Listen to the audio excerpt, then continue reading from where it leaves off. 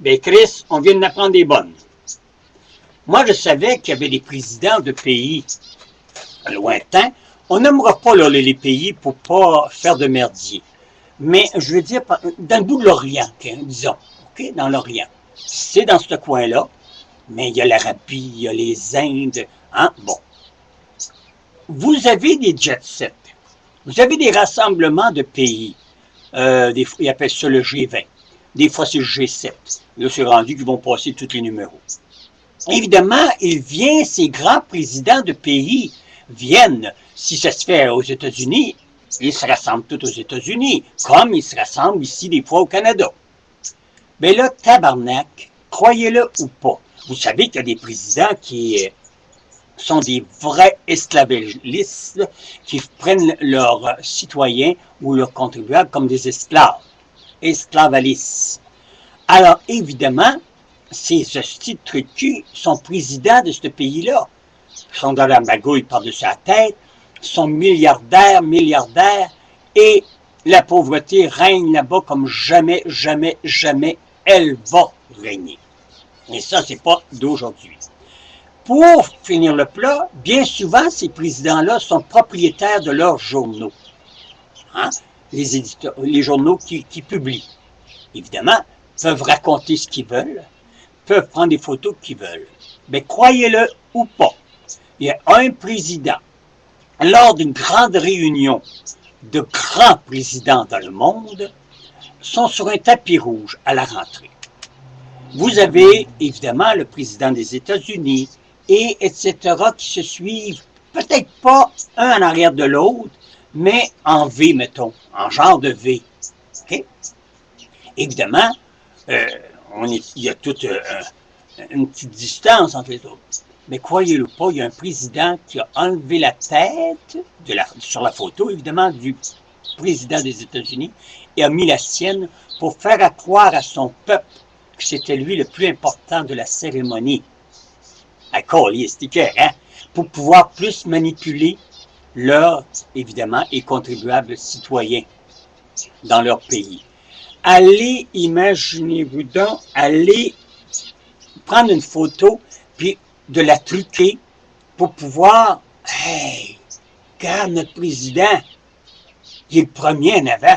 Imagine-toi donc, regarde le deuxième, c'est le président des États-Unis. Ah, il est important, notre président. Ben, ça se fait en 2010. Alors, j'appelle ça de la crise de crapule. Et quand je vous dis qu'il y a des pays qui sont menés par des hosties de morons, on se demande pourquoi ça va si mal. Ça va mal au Québec avec nos gouvernements de cul qu'on a, mais laissez-moi vous dire que la diplomatie, le protocole, le savoir-vivre dans ces pays-là n'existe pas. C'est au plus fort la poche et au plus gros l'argent. Alors, c'est peut-être pour vous dire tout ça. Maintenant, comme je vous ai parlé tout à l'heure, aussi au Canada, je voudrais dire à mes jeunes, allez étudier au plus sacrant parce qu'il nous manque 300 pompiers. Là, je parle au Québec. Il nous manque 250 environ policiers, si ce n'est pas plus. Il manque des main-d'œuvre spécialisées. C'est pas une machinerie, c'est pas une électronique, c'est pas une machine qui va bâtir des ponts. Dans l'ingénierie, là. C'est bien beau avoir une machine, mais ça prend de la main-d'œuvre spécialisée et on en manque. On en manque au Québec. C'est épouvantable. Il y a des usines, il y a des grosses compagnies qui sont obligées de déménager, s'en aller chercher de la main-d'œuvre ailleurs. Alors, les jeunes, prenez-vous en main.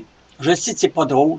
Les celles qui veulent pas trop étudier, au lieu de devenir infirmière, médecin, policier, pompier, ben, orientez-vous dans la soudure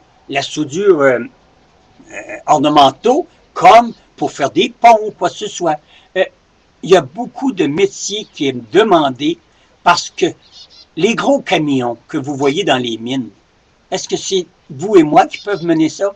Est-ce que c'est une machine qui peut les conduire? Non, ça prend de la main-d'œuvre et très spécialisée. Alors, les jeunes, s'il vous plaît, faites-moi plaisir, retournez aux études.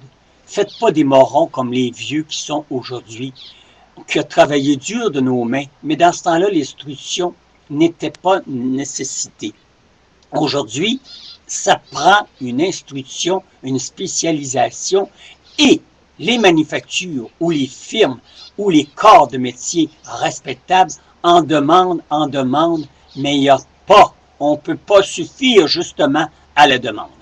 Alors, sur ces mots, les jeunes, prenez-vous en main, baptême, je suis tellement fier de vous autres, j'espère que vous allez aller étudier et de vous prendre en main.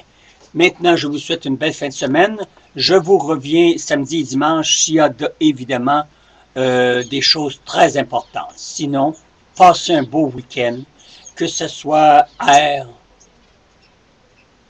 celui qui le reste à l'Ange Gardien. Passe-toi une bonne... Non, pas l'Ange Gardien. Oui, à l'Ange Gardien. Oui, mon petit vieux qui marche avec une béquille et une marchette. Tu sais. Je le remercie, il m'a emmené mes livres chez moi hier et il m'a rendu un beau grand service. À Bibi, notre amour. Bibi, c'est une petite fille BL, si vous aimez mieux. Il y en a qui l'appellent Bibi, mais moi je l'appelle mon rayon de soleil. Passe une belle fin de semaine, ma belle. Et à tous mes amis, que le soleil brille. Moi, je l'ai à la journée longue, mon soleil, c'est Brigitte. Oh! En tout cas. Et puis, grand langue. Et je vous en souhaite tous une comme ça, un rayon de soleil, parce que ça fait du bien. On passe à des épreuves, qui ne passe pas à des épreuves. Mais quand on a un rayon de soleil qui pense toujours à nous autres et qui brille, maudit, ça fait du bien. Salut, bonne fin de semaine, si il n'y a pas urgence.